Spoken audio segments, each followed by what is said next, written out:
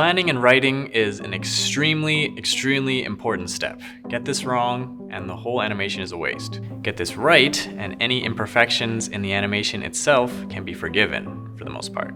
I use a tool called Sketchboard to map out my story. Sketchboard is a mind map tool where you can organize your thoughts visually on a large canvas.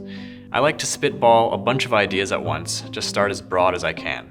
An entire section of my board is dedicated to coming up with ideas for the next 10 episodes or so. I usually like to make the episodes link together, so it's important that they all fit with each other. For the Minecraft videos, I start by writing down any areas of the game that I haven't explored yet, and I give each idea a section. Then I look at all of them and I write down anything that comes to my mind about any of the ideas.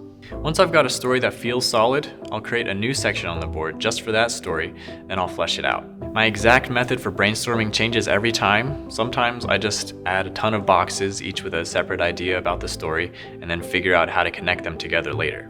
Other times I write a series of bullet points, for example, a box for things to happen, which ignores the chronology of the story and focuses on moments and gags that definitely need to be in the animation, and a box for possible sources of conflict, because every story needs some kind of conflict to make it interesting. Then I take those things and try to string them together in a chronological story in a box called Series of Events. So to recap, I list the things I want to happen, figure out where the conflict is, and then bring it all together in a cohesive plot. What I love about using a mind mapping tool like Sketchboard is that it has more dimensions to work with than a regular text document. A regular text document is like a single line, and you can only group things vertically. With Sketchboard, you can place ideas anywhere on the screen. You can group ideas together and choose where to connect them with other ideas. It allows you to dump everything that's in your head onto a canvas and then organize those thoughts however you wish. Sometimes you find yourself having to pick between two directions to take the story. Using a mind map allows you to draw a separate timeline for each of the ideas and then compare the two.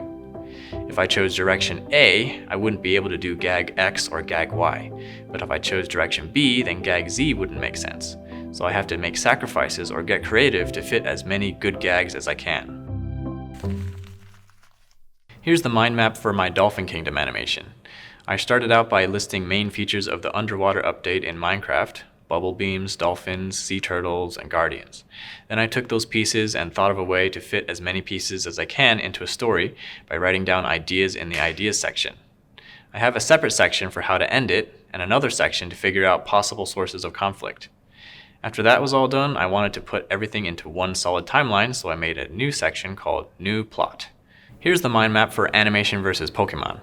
As you can see, it looks very different from the other mind map. There was just a lot more to brainstorm with this one.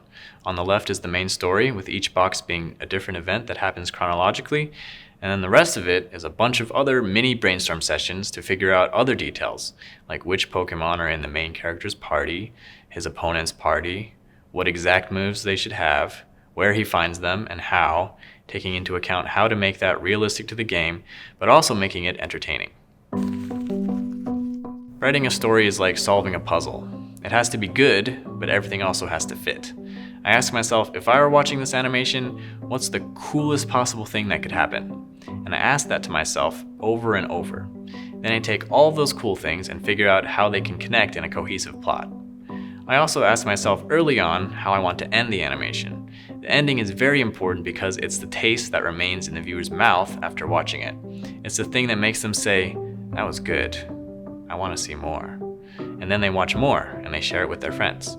I will often come up with a story completely based on how I want it to end.